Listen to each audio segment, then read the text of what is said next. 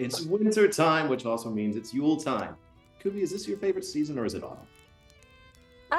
I do quite like the festivities of it all. Yeah, it's a jolly time of year, isn't it?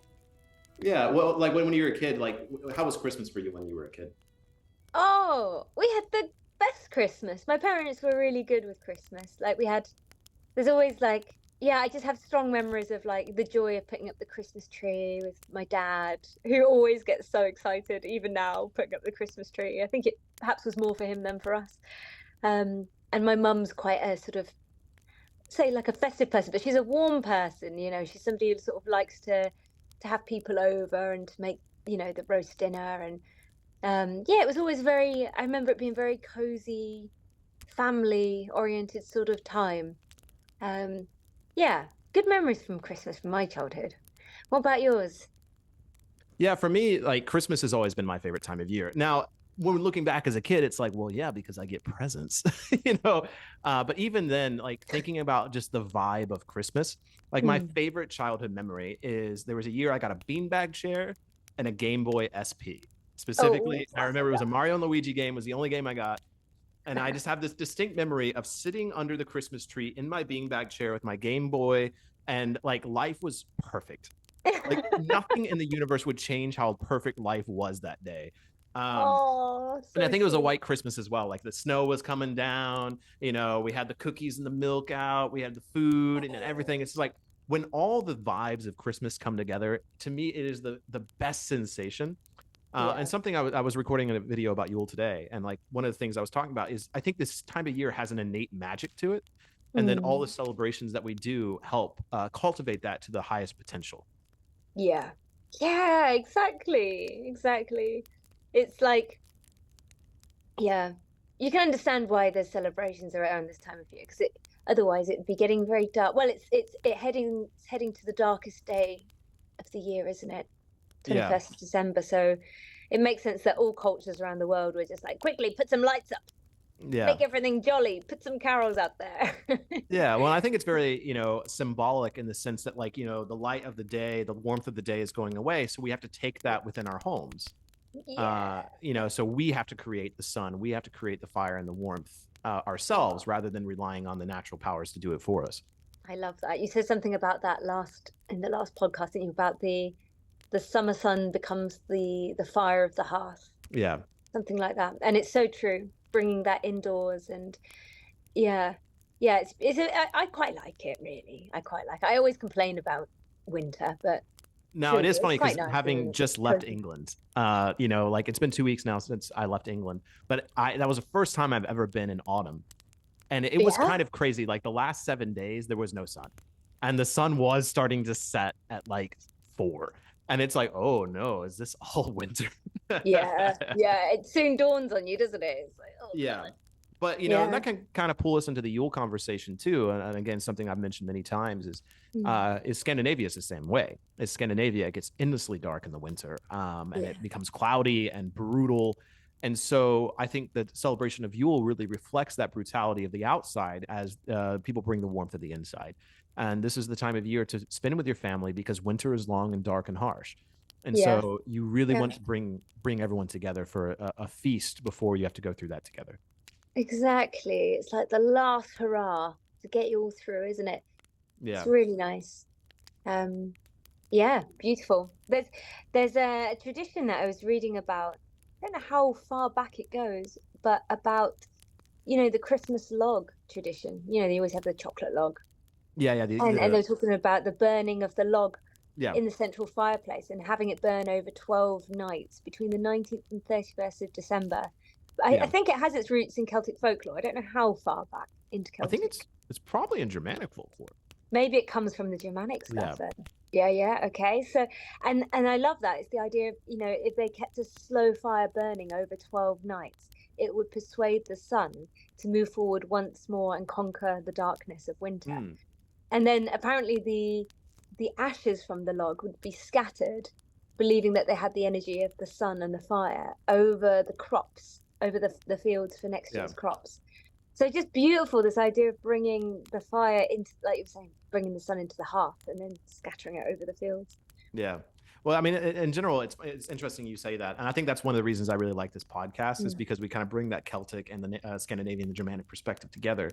Yeah. Because at the end of the day, it's like, wait, what was the origin of the Yule log? And it's like, well, there's traditions in England, there's traditions in Wales, and then Yeah. there's traditions in Germany. And that's the thing is like, we as people today, and particularly scholars, put on these traditions like labels, like, oh, that's Germanic, that's Celtic. And at the Yeah. end of the day, like there are individual folk customs from individual places around the world, and they have all amalgamated in the last 200 years into what we know as traditions today. And so it Yeah. can be hard to like argue, what came first, the Yule log here, the Yule log there. It's really hard to argue. And at the end of the day, I think it's pointless because we're living now, and these traditions still Exactly. live today. Yeah. And I think that's what's most important. Absolutely. And it's the intention, isn't it, behind these rituals that carries forward. Like that, the beautiful meaning that's imbued into that. It's magic, pure magic. And I love that it pops up all over in different cultures, because I just think that it's even more telling that humans were so much more connected through stories and through travel than we would perhaps like to believe, or perhaps we know historically. And I think the true power of Christmas to me is the fact that other countries that didn't come from, countries that don't have winter, significantly, countries near the equator, and then countries that don't have Christian backgrounds or European backgrounds, a lot of them have taken up Christmas as a holiday because they like it so much. Yeah. They're like, do you mind if we just nick this? Yeah. It looks really jolly. We'll have some of that. Yeah, because I know like Japan, I don't know if we mentioned on this podcast or not, or I've just talked to you about it, but the fact that Japan, they do Christmas, like it's actually a pretty big holiday in Japan. It's a little different because they put up decorations, and then like the day after Christmas they take them all down. Like there is no ceremony. It's like, nope, Christmas is over, done. That's it. But they are into it. They might be a little bit more into the commercialism because they didn't get it from a religious angle. They got it from just like a culturally West angle. Yeah. But one of the weird things that Japan does, and I don't know if I told you this, but Japan is obsessed with KFC. Like they love it. For some reason, KFC like did a marketing campaign of geniuses in like the 70s and the 80s when they first started getting to Japan. And what they did is they saw there was a market because there was no one that owned Christmas. Like here in America and Europe, Coca-Cola owns Christmas. Yeah. They're the reason that Santa Claus is red. They're the reason that we have polar bears drinking Coca-Cola. Like they're a lot of the reason behind Christmas traditions that we have now, which is super dark and messed up. But KFC is the reason in Japan.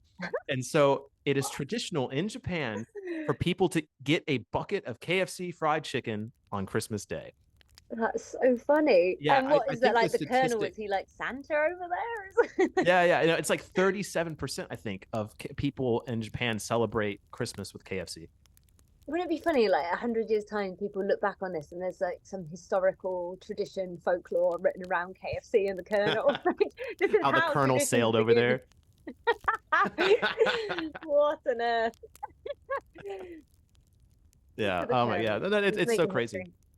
But yeah, it is. I was watching a show the other day, and it was like England in like 1930s. It was All Creatures Great and Small, and they were joking like they had a Father Christmas, and he was wearing green, and someone's like, "Why aren't you wearing red?" And he's like, "I am not wearing the colors of a branded Coca-Cola. Father Christmas wears green." Yeah, there's a lot of debate about Santa, isn't there? Because I mean, I'm sure I can't remember if we've shared it on here before, but the connection with the amanita mushrooms growing under the evergreen, the fir green, sort of the green trees, the Christmas trees, as like the presents under the tree, and then the kind of shamanic aspects of the guy that drops the amanita mushrooms down the chimney, and then they take it and hallucinate, start seeing elves and flying reindeer. And I want to bring back that tradition. I know. I mean, it's interesting, isn't it? Because they say, a lot of people are saying that's where the red and white idea of Santa comes from. It's because he represents the tradition with the amanita mushrooms being given and gifted around the solstice, which is a fascinating connection. And it's like, wow, our ancestors were, imagine tripping on amanita mushrooms around your Christmas dinner with your family. This is our PSA to people: gift amanita mushrooms for your Yule tradition this year. Let's bring that tradition back. Let's all trip together. I mean, apparently they would have to drink, it's horrible, but they would drink the reindeer pee because it would take out the toxins, the more lethal toxins of the amanita mushroom, which So yeah, and I that's know that I probably think why that's they still a tradition in like the Scandinavian and the Sami cultures, is I right. think there's still a tradition of like drinking the piss of reindeer that eat the mushrooms. I think that's still a thing. I could be wrong, but I'm pretty sure it is. Lovely. The things we do Come to on, get. Nan, drink up your reindeer piss. It's I mean, Christmas. it's like a mulled wine, Put some orange slices in there, good to go. Absolutely horrific. So, what's your One for us all favorite? to try. Oh, go ahead. I was going to say one for us. That's one for us all to try this year for Christmas, isn't it? Yeah, yeah. Well, next year, next year.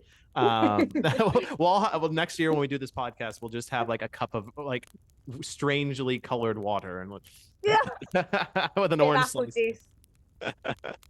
Well, you see that reindeer outside? Yeah. But what's your, favorite Christmas, Yule, winter tradition? Oh, you know what? I really love carol singing. Really? I went through a stage of thinking it was really uncool because as a child it is quite uncool, isn't it? But then the older I'm getting, the more I'm like, oh, it's so nice to gather with the community and sing some songs together, and to carry candles around the town. And yeah, I love all of that. I just Yeah. think any opportunity for the community to unite over something, and I'm there. But there's some lovely traditions around Christmas, isn't there? It's just such a nice wholesome time. Yeah. What Yeah. about And I mean, you? What's the oh, sorry, well, go for ahead. me, it's watching Love Actually. Yes, put it on the list. Everyone has to watch that, don't they? Good thing. But yeah, no, I mean, I would say traditional, I love the idea of gift giving, but not in the modern sense. For me, I really, really want to get to traditional gift giving and handmade things. But one of Oh, my favorite things I read from like the Scandinavian countries still today, particularly Denmark, is they give books. And that's mm. really big, essentially books you've read as well. Like, hey, I read this book this year. I'm gifting it to you because I think you'll enjoy it. So Oh, there's some that's personal nice. stuff where it's like, I've read it and I think you'll Mhm. benefit from it. That's so nice because it's that idea of not wasting as well, isn't it? And just continuing to recycle the things that Yeah. you love. Um, And what a better gift just for winter? Like, here's a book to read when it's dark and lonely. yeah, something to have by the fire, and yeah, really, really lovely. And it's so nice making homemade gifts, isn't it? I try Yeah. and do that more if I can with friends. Um, yeah, it's nice. Just like the little thoughtful touches, you know. Yeah. But my favorite modern tradition is actually Christmas movies. Like I don't think they're the Mm. same as they used to be. Maybe I'm just getting old. I've seen some modern Christmas movies. I'm like, these just aren't the same. But like watching Home Alone, I love watching Home Alone. Oh, it's Like so it's like nice. I don't watch it any other time of the year, but as soon as Christmas season comes, like I start watching my series of Christmas movies. Love Actually is one of them. I know, Watch I know. and then Home Alone, Christmas with the Cranks, things like that. No, there's Yeah. something to it I like. It's so sweet, isn't it? It's so, so sweet. And especially, oh, I know another thing actually, and this is such a simple thing, but it's something that we used to do in our family home. In fact, my parents still do. They rang me the other week and they were like, oh, we're just cracking some chestnuts by the fire and, dipping it in salt. And just literally that, just sitting around the fire together, cracking chestnuts and eating them. And for me, that just seems to represent Christmas. It's Yeah. the simple little things. But doing that, watching a Christmas film with a little cup of mulled wine or a mulled cider, I mean, it doesn't get better than that, does it? Well, it's interesting. You have mulled wine and mulled cider, and then here it's more like eggnog. Because from what I can tell, Oh, eggnog isn't really popular over there. I've not really experienced it, I don't think. I experienced it well. Egg, It's egg like in a drink, drinking they say. mayonnaise with nutmeg. What is eggnog? Exactly. It Eggnog. sounds. So I looked this up because I think I was talking to someone in England about it because it actually did come as a tradition from England to the United States. And then it fell out of popularity at some point in England. I think you can still get it, but it's not popular anymore. Yeah. Whereas in the States, it's really only available during this time of year. And it is just like a liquidy, eggy, milky drink with cinnamon and nutmeg in it. That And sounds it's bloody really, horrible, Jacob. it's No wonder really, it became yeah, it's hard to unpopular. describe. It is really rich. It's really rich. And then, yeah, the nutmeg is the main component, I think. And then typically, if you're, the adult version is you add rum or something like that or bourbon to it. Okay. Yeah, Maybe yeah. I'll try this. I'm sure it is a thing. Maybe it just I haven't explored it. But it Explored sounds it. it's I'll bring some next time I come over. like a whole bucket list thing. Must try Well, when you come eggnog visit me before here, I die. I'll get you some eggnog. It's only £800 worth of flight for an eggnog. That's not too Yeah, bad, is that's normal. And then the 800 pounds you gain after, drinking the eggnog, it's so unhealthy for you. I mean, it is just pure dairy and fat. And like, honestly, I can't drink that. Like, I'll have a little bit, but the moment it hits your stomach, for me, it's like, like your stomach's like, don't drink this. You're selling it. You're really selling it. Yeah. No, it's good. It's good. What was that I was going to say? So I was going to say, obviously, this is a massive time for the Nordic sort of side of the traditions of the pagan world, and this is something that you probably know a lot about and can speak a lot about. I do. And I feel like I know. Can we also just take a moment to appreciate your pagan Christmas jumper? Yes.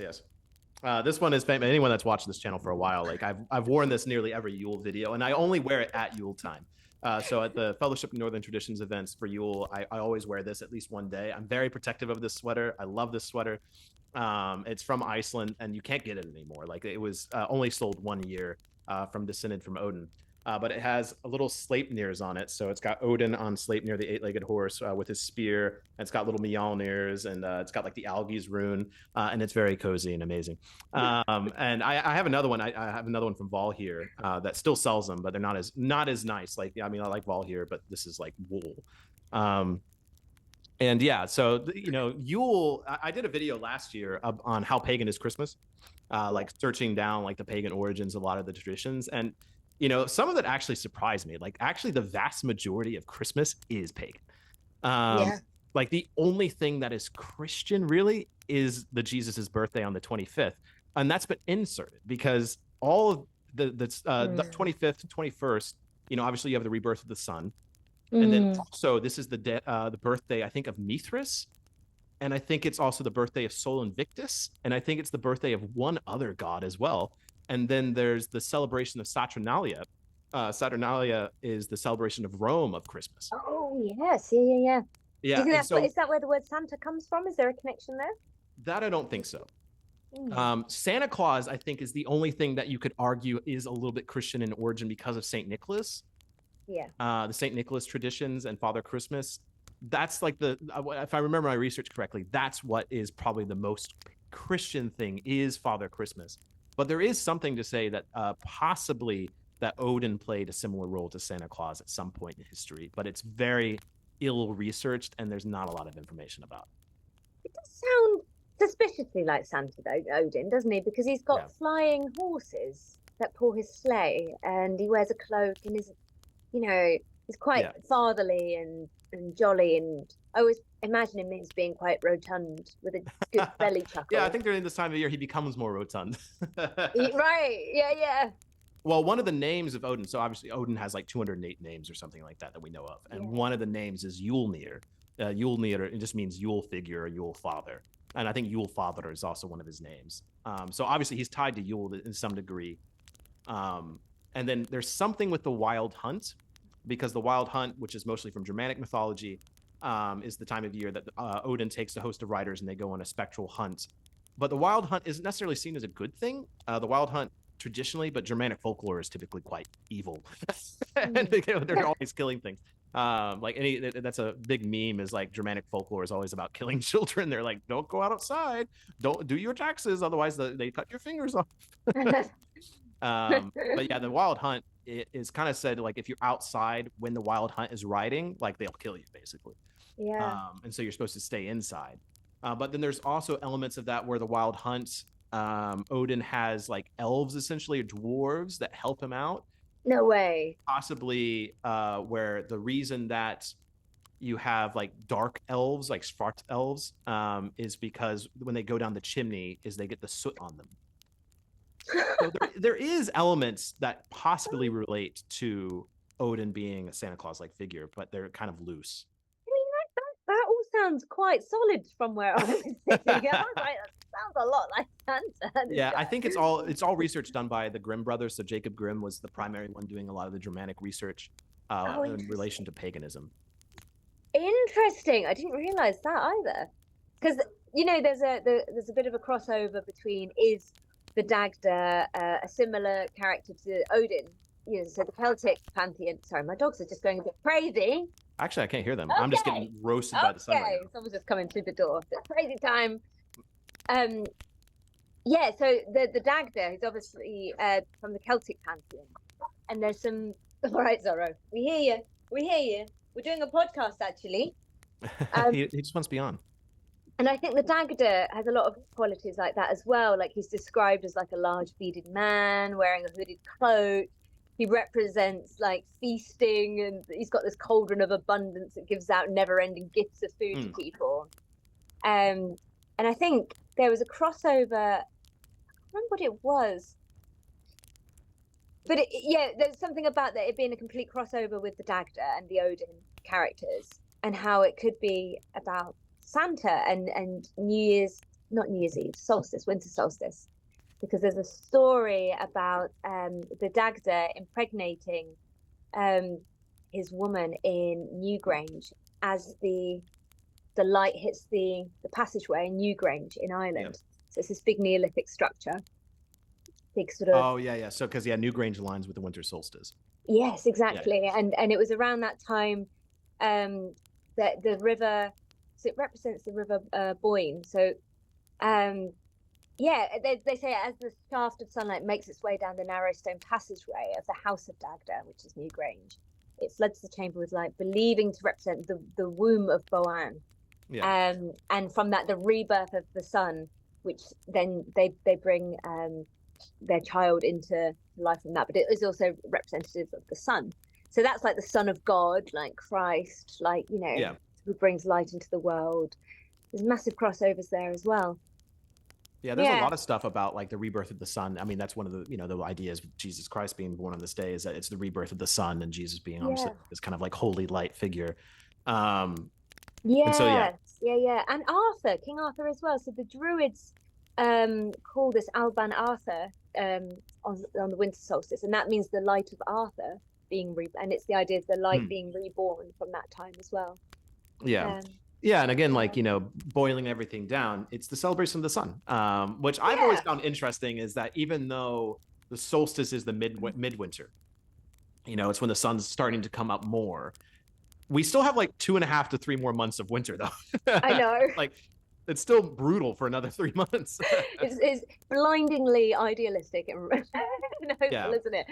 But I think a lot of people look forward to the 21st, because it's like, well, okay, we've got halfway. Now the light's going to start coming back, and that can be a real sense of relief for people, I think. Yeah, well, something it's been an interesting change, because this year I've obviously been really researching into the Celtic. It's been one of my focuses this year. And then obviously being in Glastonbury for Samhain, like I've actually not used the term autumn very much this year. I've actually said winter more. Like I've mentioned winter has already begun. Like I'll be like, oh, it's winter time. Because to me, it actually makes a lot of sense. Like to me, the idea of summer and winter make more sense than having the 4 seasons. Because I think, especially, climate change, and we don't want to get into the politics of that, but climates do change. Like it's part of history. And our the climate of the past, like it was hard to tell the difference between spring and autumn. And I think we're entering a time now where a lot of places in the Northern Hemisphere, it's hard to tell the difference between spring and autumn now. It kind of just goes from being cloudy and shitty to summer, and then back to winter. And that seems to be the only crossovers these days. Yeah, exactly. Yeah, it can be quite grim, can't it, with the kind of blurred weather in between, and But well, sorry, go ahead. I was just going to say, even here, like, I'm back in Kentucky visiting family, and 2 days ago, it was 72 degrees Fahrenheit, which is like, 20 degrees Celsius or whatever. And now, like 3 days later, like it was sunny. I was outside in a t-shirt. Now it's like below zero. It's freezing here, and it snowed today. And it's like, that's such a quick transition. How do we go from basically summer weather to winter? Like overnight. It's crazy. Yeah, it's weird, isn't it? So weird. Yeah. The seasons are a bit strange at the moment, aren't they? A little bit strange. Yeah, or are they just more of what actually the ancient peoples experienced? Because if I remember correctly, like, what was it? Like the Viking Age, I think, was a warmer period in history. And that's one of the reasons that the Scandinavians were like raiding, down south, is because like it was just warmer for longer. Right. Yeah, maybe we're doing a full circle almost back to sort of those sorts of times. Yeah. But No, I think that that's very common. But regardless, something with to kind of go back to the Dagda, what is there an Irish or Celtic celebration of Yule in any way? Because obviously they have Samhain and then they have like Imbolc, but there's really not much in between those, are there? there's not, which is strange, isn't it? Because if there is that celebration at Newgrange, that means that our ancestors were certainly celebrating the winter solstice. I mean, in England, there will be people gathering at Newgrange for it. There will be people at Stonehenge. But really, when we think of pagan Yule, that really does belong to the Nordic, Yeah. And Germanic kind of cultures rather than the Celtic. It's probably that whole thing of them traveling over, the stories being shared. I mean, the Vikings certainly would have brought those traditions over as well. Well, and I mean, England I just did a video on York, and, the history of York is just bizarre, because and the history of England's bizarre because, York in particular, you had the Romans who established it, and the Romans were celebrating Saturnalia. So they were celebrating some form of winter celebration around December 25th to December 21st. And then you had the Anglo-Saxons, who were Germans, who more than likely were celebrating some form of Yule. They came in, became Christian, and then they started celebrating Christian holidays. And then you had the Vikings coming in, who were also Scandinavian Germanic, and they were bringing Yule traditions. And so it's like you have all these cultures that were all doing winter celebrations of different types. Yeah. I love how they've all made it work. It's very open of all of them. Well, besides the murder and the bloodshed, but yes. But there's definitely little clues. Like I was looking into the tradition of, the modern day Christmas tree, and there was a little article I wrote a few years ago about how hanging gifts on the sort of the pine trees in the home has its traditions, as they would have been originally offerings to the various gods like the Dagda, and venerated as sort of, like the sun and the moon and the stars were placed on the trees, as well as to represent the souls of those who had passed that year. And that's obviously become the twinkly lights of the Christmas tree now. So there are lots of little clues that sort of go back to more pagan roots, even though we wouldn't think it. Like Christians in their home probably don't question why they've got a tree inside their house that deeply, Those bloody tree worshippers. Yeah. I thought you Christians went into trees, huh? Yeah. Well, I know, like, one of my first Yule videos, and I don't think I have it up anymore because I haven't been able. It seems like this is misconstrued. Is there's a quote in the Bible that talks about it being a pagan tradition to decorate trees, but some people claim that is reference to Christmas trees. Some people say it's another tradition or it's not a reference to the Christmas tree. But again, there's that argument. But when you think about the decoration of a tree, who would take a tree from the outside, bring it in the inside, and then put decorations on it to celebrate the tree for Christ? Quite pagan, huh? That doesn't sound quite right to me. Oh my goodness, I know, it's funny. And something else about the elves as well. So the mistletoe and the ivy being brought into the house, that's very pagan as well. Yeah. They used to bring ivy in because it would be believed that the elves could shelter inside underneath them. Oh yeah, I didn't know that. It's so sweet. Yeah, that's an old like folklore tale type thing. And then the Druids obviously really honor and revere the mistletoe as a plant of fertility. They would harvest it with a golden sickle and hang it. The idea of hanging it above doorways is the idea of not only does it sort of bring protection, joy, and peace, but fertility. It's that time of all being well, enemies coming under the mistletoe together where they can put their weapons down and form a temporary truce for the day. And that's the more Christianized kind of view on it. But, if you think about, like, it is the fertile elixir of the Druids. And so how interesting that makes it indoors as well as a tree, for Christmas. Yeah. Well, there's a connection between Germanic paganism as well, because the death of Balder is by mistletoe.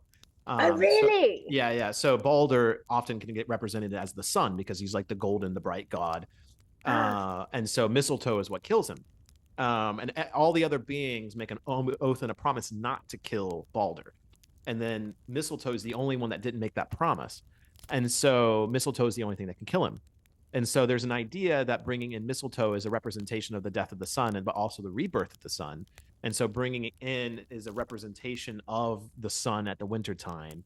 And then there's something with like a connection to Frigg making the promises and something with that. But again, these are all like unconfirmed things. Like it's all folklore and tales I've heard.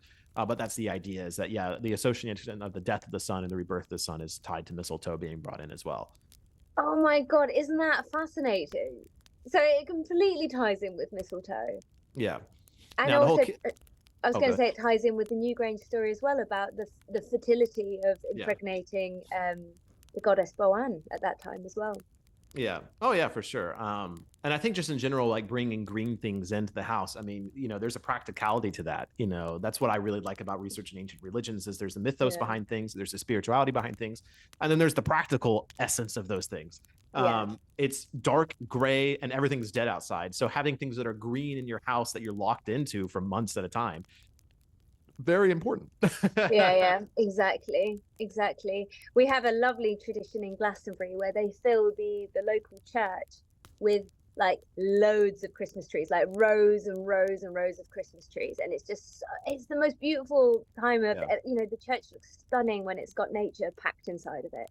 Oh, that's really cool. Yeah, really lovely. Yeah, and then I mean, something we haven't mentioned yet. I mean, I mentioned it in, you know, many of my Yule videos, but with the Danes and Denmark in particular, they have Hygge, or Hygge, which is like the concept of coziness. And it's more, again, out of the survival aspect. But my argument is that this represents an older form of their spiritual understanding that has lived into today. And it's just the idea that during the wintertime, you go in with your friends and your close family, and you light candles. You have Hygge evenings. Hyggelit is what they like want to achieve. And so Hyggelit is like an ambience, and it means you've got candles, you got music, you got warm drinks and wine, you got books and board games, and you have an essence of coziness. And that's something that it's very much a part of Danish culture. That sounds absolutely delightful. Yeah, and I mean, but it's grown in popularity, so now it's like really blown up as a thing. Like you can find Hygge stuff all over Denmark now, and a few years ago you couldn't. And other cultures, you know, claim they have something very similar, and so it's starting to pop up. Like I recently found a book, I think it's in my basement, of a huge collection of books. It's called Kyrie, I think it's called, and it's a Scottish concept, and Kyrie is like a Gaelic word for coziness. And they're like, oh, hang on, can you just say that again, because it's really funny with your accent. Kyrie. Like your momentary like little step into Scottish accent. Loved it. Well, it's the same thing with like Hygge. Well done. Yeah, because like I always thought it was Hygge, but then I hear like Danes say it and they're like Hygge, and it's like slightly different. Let me tell you, the Danish language, absolutely bizarre. But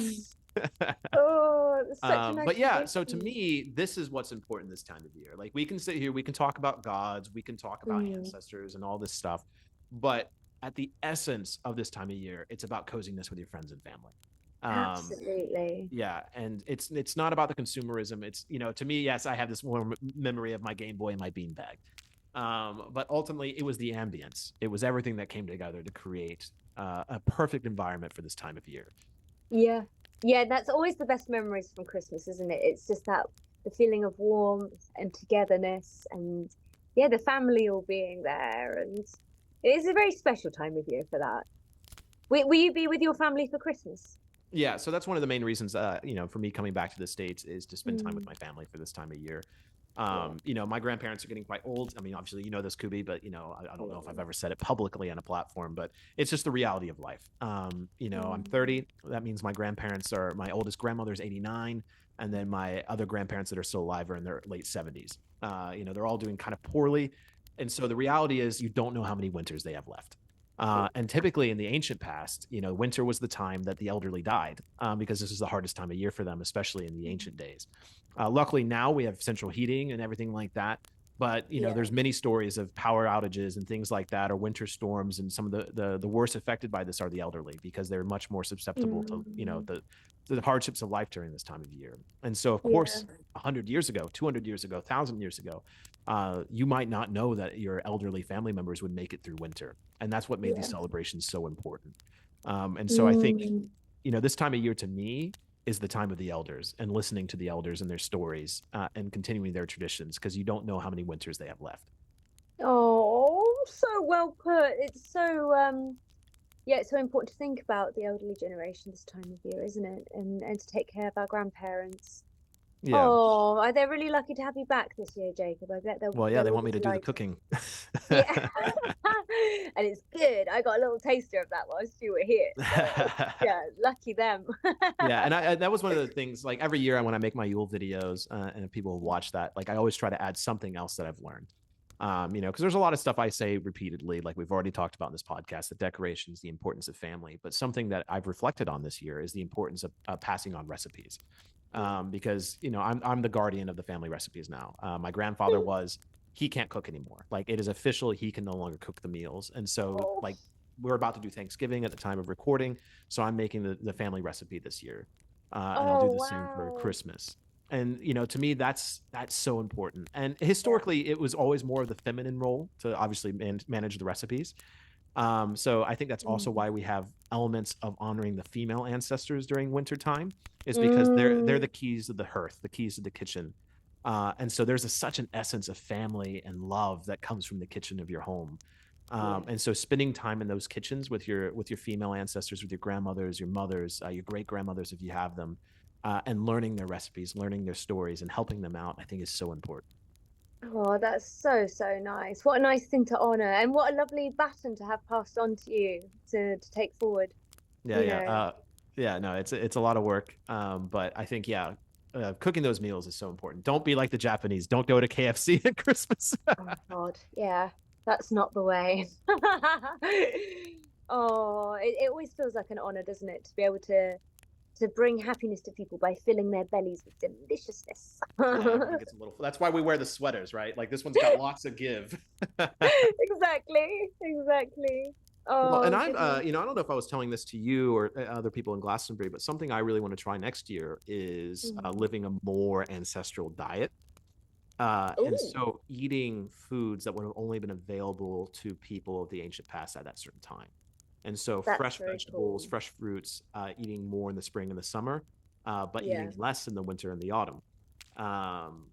Just because those technically shouldn't be available to us. I shouldn't be able to eat a pineapple right now. Like that is obscene. The fact that we can eat all the fresh fruits and veggies we want at any given time of the year, like that should be something that's special. It's a weird thing. You don't think about that. Yeah. Like we just take pineapples for granted, really. Yeah, that's insane. Like imagine you go back to your great grandma and say, "Hey, I can eat a pineapple fresh from the store in January in a blizzard." They'll be like, "Is this sorcery?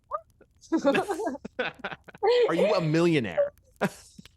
So there's such a funny image in my head of like the ancestors' cave and then somebody time traveling and going in there with a pineapple in the dead of winter. What? What is this? But there's so much we take for granted. We live such blessed lives to live the way we do in winter. Winter was so harsh for the ancient people, and not even the ancient people, for people 100 years ago. Yeah, it was much harder. Yeah, it really was. Goodness. Oh, I'm looking forward to going home to my parents. My mum won't let me in the kitchen. She takes it. No, she's very much like, likes to be the woman of the house. She likes to make all the cups of tea. Time to beat in there. And treat us, which I'm fine to step back and allow to happen, actually. It's quite nice to have someone cooking for you, isn't it? Do you do the dishes? Yeah, so what's that? Do you do the dishes at least? Well, they have a dishwasher, so we can't even really give back in that sense. But I just try to provide entertainment. I think that's my thing, is the head daughter of the house. You just have like some sticks you're balancing plates on while everyone's cooking, like. But it's we have quite a small family. My grandparents died a long time ago. I think my last grandparent died in early 20s. Oh wow. Yeah, which is a long time ago now. I'm 36 now. So yeah, when I go back, it's really just a time of meeting up with my mum, my dad and my brother and his wife. But I love that. I mean, we have a small family, but it's a heartfelt one, and I always look forward to going home to see them. It's a joy every time. Well, and I like the idea of friend Christmas as well, or friend Yule. Yeah. I've been very lucky now that, being, in the pagan community for a while, I get to have like two Christmas celebrations. I get to have a Christmas with my family and a Yule with my friends. Um, Oh. and I think that's such a great thing is, if having those two things, whether you have pagan Mm, friends or not, or spiritual friends, of having a friend's giving, a friend's Christmas, friend's Yule. yeah.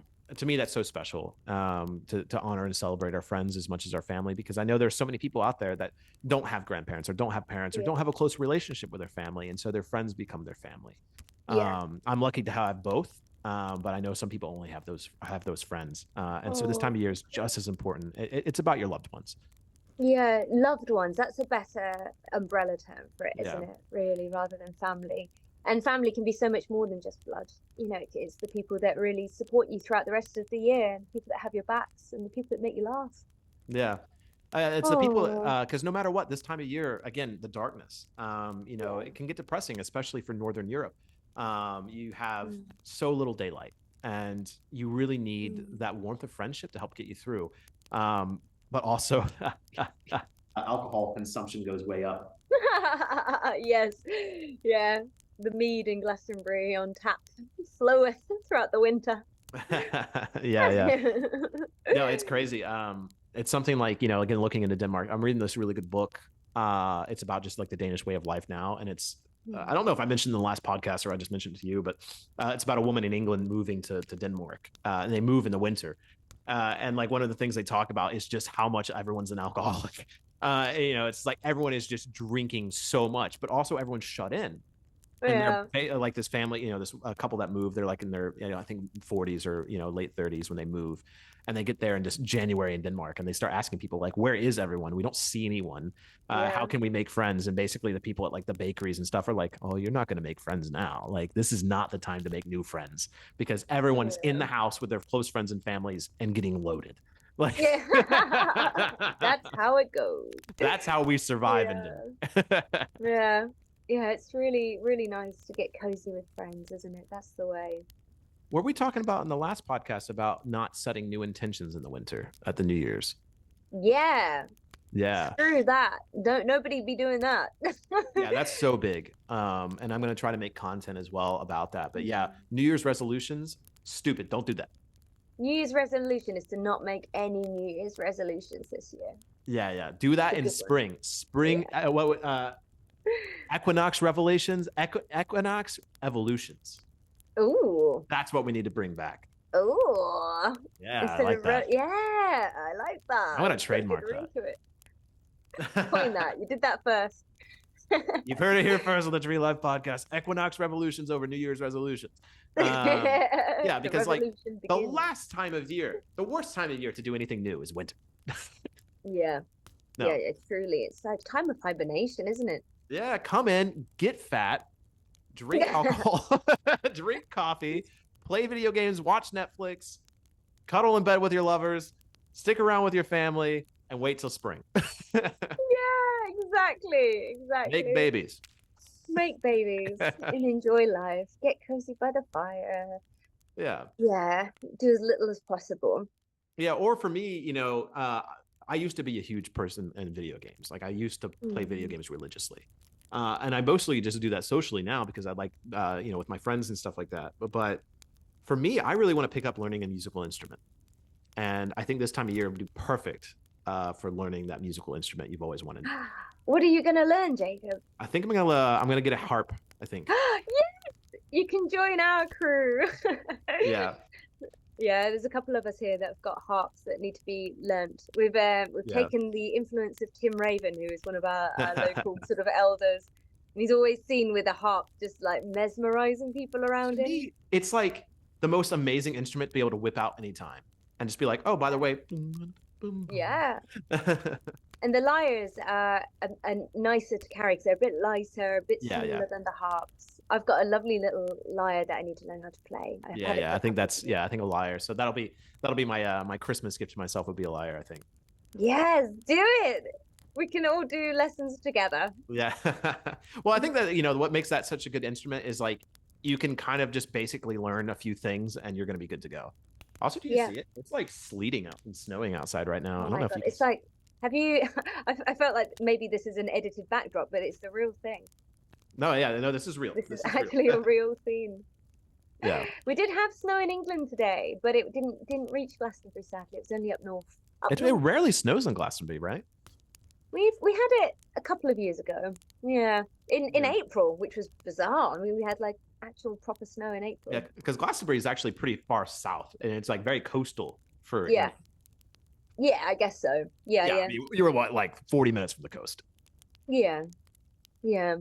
But yeah, it looks like you've got a proper like winter wonderland outside there. Yeah, well, I think I was telling you, like winters in Kentucky are bizarre because like we'll get a few snows like this, and then we'll get one blizzard a year where everything is destroyed. It's brutal. It's insane.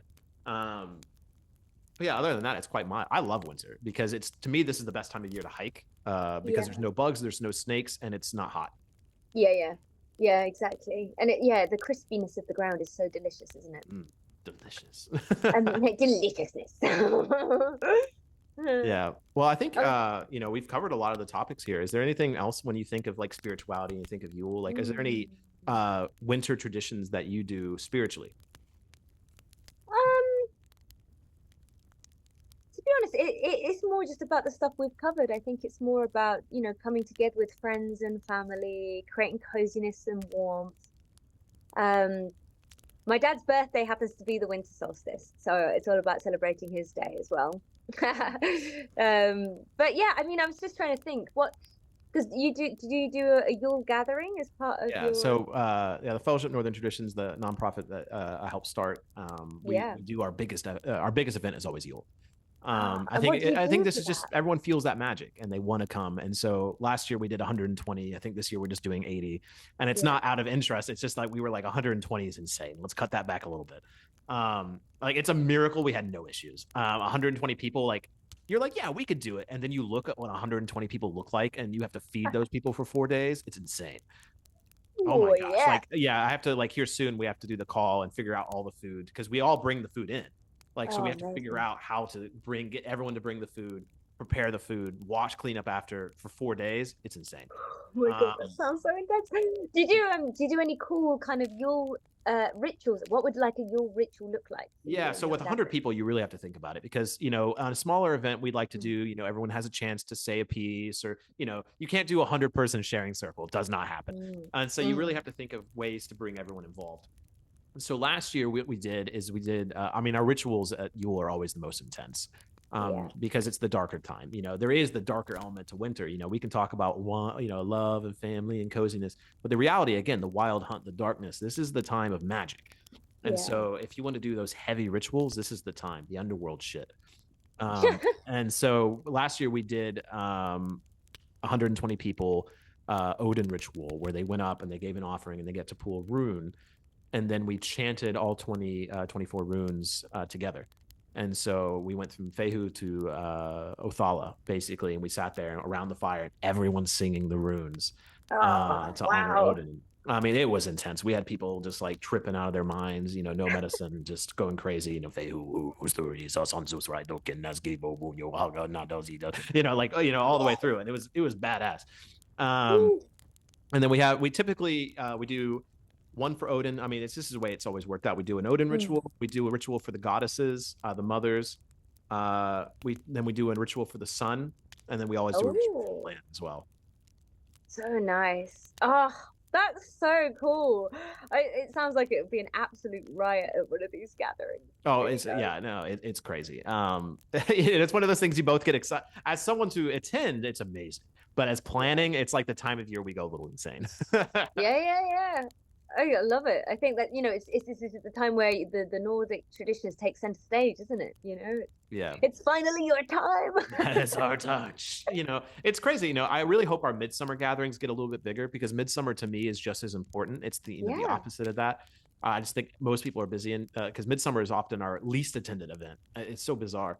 But Yule is, everyone wants to get a part of a Yule gathering. And historically, I think we can finally start talking about these things because like the world has gotten a little less crazy. But like during COVID, that's I received a lot of criticism for having events during COVID. And one of the reasons that we had events during COVID is because people were so depressed. And we saw such an interest in events. This is when we first got started, and people were begging for them because people were so isolated, so alone, so depressed. And like, we took precautions. We told people not to come if they were sick. And, you know, if people presented any symptoms, we had people take COVID tests, and, you know, we told people not to come. Like, we had people that weren't allowed. We never had anyone get sick. And so we took the precautions we could. But as far as mental and spiritual health, that is just as important. Yeah. And Yule, the winter, people need this. People need community. They need love through these kind of things. And since, you know, we started having events 5 years ago, this time of year is so important. I mean, I've had people tell me personally that it saved their life, because I think people really do enter the underworld during this time of year. And I think every Yule I have had someone privately tell me that this has saved their life. Wow. I mean, people need community, and wintertime is the time people need it the most. Yeah, I love that. That's so beautiful. You just got to keep doing what you got to do, right? Like, despite the governance of the world, I think I'd have done exactly the same, and possibly did at the time. And you know, people say, you know, it's like, oh, it endangers lives or whatever. It's like, you know, again, to me, it saves lives. You know, you have to make that you have to weigh it up. Yeah, you have to weigh it up, and spiritual mental health. You know, that was, I think, the awakening we went through as a society through COVID. Is we realized how important mental and spiritual health is. Like physical health, like we're mastering that. We're getting there. We're able to cure amazing diseases that we were never able to cure before. But just like the military, just like everywhere in the world, suicide is becoming the #1 death in the world. You know, and that's not something, and it's like heart disease and suicide. That's crazy. So it's like, we need to be healthier, and we need to be there for one another. Absolutely. Oh, I think it's a good note to land on for today's podcast, isn't it? The importance of togetherness and reaching out and having those, what are they called? Hygges? Hygge. Yeah, because I mean, I think that's how we combat the darkness in so many ways. You know, winter, there's literal darkness, there's literal cold. And the way we combat that is together. We get together, we have a Yule evening, we give each other gifts, we celebrate together, we survive. And that's the same thing. There's a darkness in the world. We all see it. And the only way we're going to get through that is not alone. The only way we can do that is together. I love it. Yes. Yeah. Let's get pissed. Crack out the mead. Yule's like the only time I actually get like drunk. Yeah.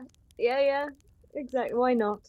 I think that's a great note to end on. However, I think if I had anything final to say is, just to put it out there, it's something I'm talking about more, and I know it's something we've talked about, is it seems like a lot of people I know take their psychedelic trips in the wintertime as well. Yeah. Not just for the serotonin boosts. That's the reason they grow on the land at this time. Yeah. But it's the deep dive, isn't it? It's the deep dive into the psyche that's sort of more welcoming this time of year. Yeah. I think plants work with us, and like you said, I mean, it made a connection for me too, is the mushrooms grow right before the winter.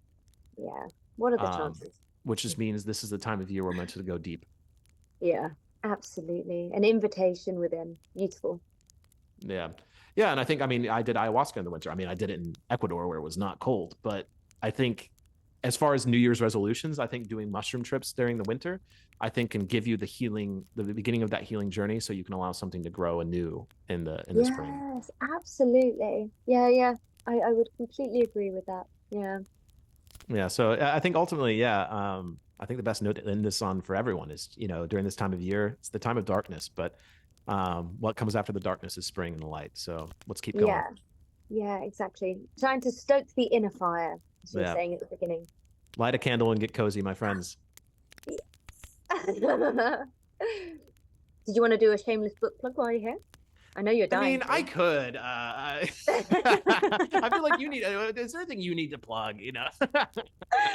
For me, it's just my OM group, which is continuing through the winter months. So if you are looking for a connection, and perhaps if you can't go out and find it in the community, I do an online journey through the Druidic Trioum, which is learning the wisdom of the Druidic ways of the Celtic folklore, and it always feels like a nice connected group, lots of beautiful reflections, and we gather each month online. So if you fancy doing that, I'm sure there'll be a link somewhere. Yeah, there's always down. It's not like you ever want to pay attention. You just record and you're like, you do what you would do, Jacob. Yeah. But that's it for me. That's an ongoing thing. You can join any time of the year. Right. And we always welcome new people to join that little family. I got 4 plugs. Oh, go. Yeah, okay. First one, Glastonbury Tourist out now. Definitely check it out. That's been plugged a lot, as far as things, but it's been getting good reviews. People seem to really love it. So definitely check that out. This time of year is also, I have another book called A Yule Story. That's available as well, talking about this time of year, everything we just talked about: family, coziness, togetherness, magic, Odin. It's all in there. Third is, the Fellowship Northern Traditions. That's the events we've been talking about. If you're interested in attending one of our Yule events, we still have some openings. We have one in Texas, one in Kentucky, and then one in Wisconsin as well. So definitely check that out if you're interested in attending one of our Yule events. And the fourth one, this is actually a really important one as well, and it's going to be ongoing. And it's one of the reasons I was a little late today for our podcast, is we have a small group of our community that is doing disaster relief from the hurricanes that happened in September in North Carolina. So we just did a big promotional thing for that because they need help. They need volunteers. Because a lot of people don't realize that damage that was done in September in North Carolina, thousands of people are still without housing. So people, right now are living in tents as winter is coming. And so they need boots on the ground. They need people to go down there during this holiday season and to assist them. So if you can help with that, I'll leave a link down below. But yeah, we have 3 guys in the community. They're trying to get people together. I mean, literally, it's to the point like the government's not even helping. And so it's all grassroots. It's all self-funded. And so they need your help. So if you have time to volunteer or supplies to donate or even money to donate, I'll leave that information down below. But I hopefully after the busyness of the holidays, we'll be getting down there myself, because they said they need help all the way up until next year rebuilding. Because, I mean, these houses really are destroyed. So that's the serious thing. But yeah, so there's lots of ways to help, lots of ways to give back, lots of ways to connect. But whatever you guys can do to help, to join, to assist, we're out there. But ultimately, I want to wish everyone a happy Yule. Happy Yule, everybody. Yeah, and we'll see you. This will probably be the last episode of 2024 for us. Oh my gosh, yeah, of course it will. So, Yeah, so wishing everyone a human New Year, because actually, New Year was just November. But... We'll see you in, what are we even going to talk? What is there to talk about in January? Oh, we'll think of something. We'll think of something. But thank you all so very much. Happy Yule. Bye.